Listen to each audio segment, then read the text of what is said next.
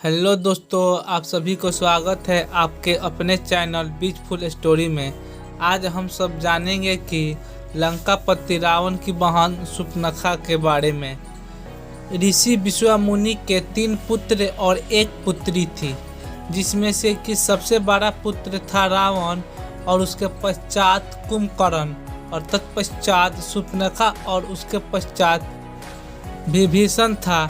इस लेख में हम शूर्पणखा की कहानी बताने जा रहे हैं। शूर्पणखा का इसका मतलब होता है कि शुभ।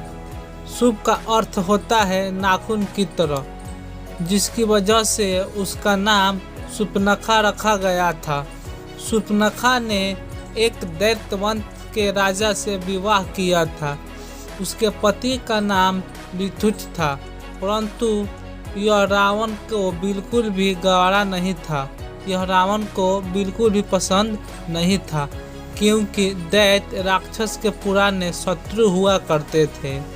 परंतु शूर्पणखा ने बिना किसी को बताए विद्युत के साथ विवाह कर लिया था। जब इस बात का पता रावण को और उसके फैमिली को चला, तो वह शूर्पणखा के पति को मारने के लिए निकल पड़े। परंतु मंदोदरी के समझाने पर रावण का गुस्सा शांत हो गया और इसी के चलते दानव को रावण ने अपना रिश्तेदार बना लिया।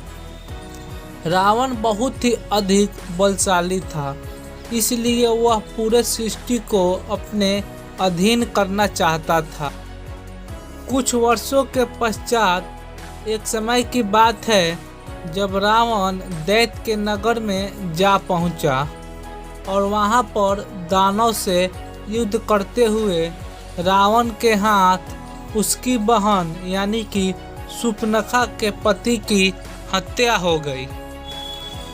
युद्ध समाप्त होते ही जब रावण लंका पहुंचा, तो उसने अपनी बहन को सारी बात बताई, जिस पर रावण की बहन ने अपने भाई को बहुत ही बड़ा भूला कहा। परंतु रावण ने यह बताया कि उसने जानबूझकर उसके पति का वध नहीं किया है। वह अचानक से युद्ध के बीच आ गया था, जिसकी वजह से उसकी मृत्यु हो गई।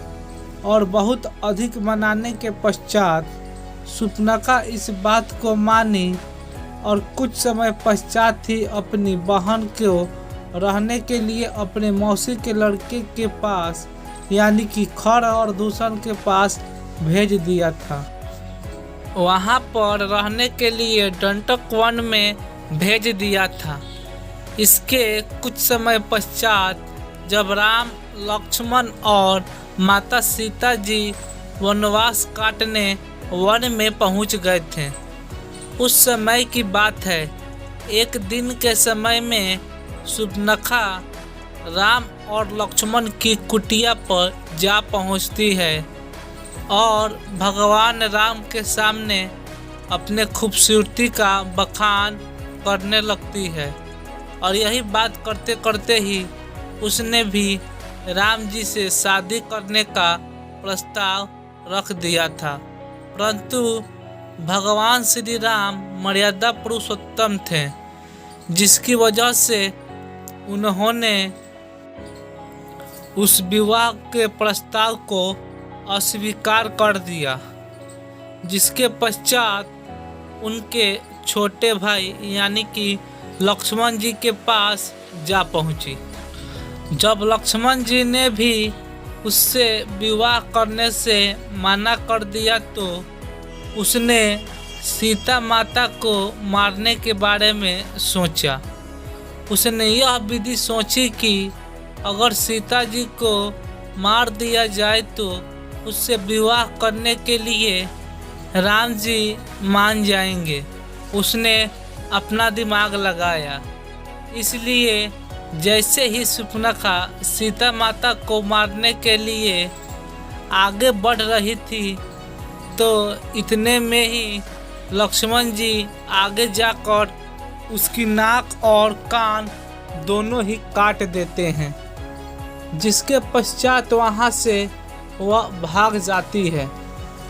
और वो अपने भाई यानी कि मौसी के बेटे खर और दूषण के पास जा पहुंचती है। इसके पश्चात खर और दूषण अपनी बहन की अपमान का बदला लेने के लिए उन्होंने राम और लक्ष्मण जी के कुटिया में जा पहुंचते हैं। युद्ध करते समय दोनों भाई युद्ध में वीर गति को प्राप्त हो जाते हैं, पर उन्होंने अपनी बहन से ये नहीं पूछा कि किस कारण से उसने राम जी के साथ झगड़ा हो गया था। इसके पश्चात वह सहायता के लिए रावण के पास जा पहुंची, जहां पर लंका कांड की शुरुआत होती है और रावण भी अपनी बहन की बात मानकर राम जी से युद्ध करने के लिए वो भी तत्पर हो गया।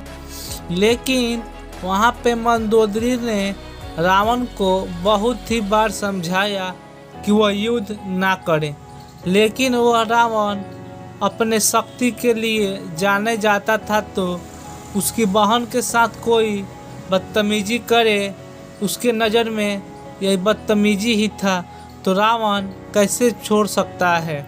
लेकिन उसने भी अपनी बहन से ये नहीं पूछा कि यह किस कारण हुआ, और यहीं से लंका कांड की शुरुआत हो जाती है।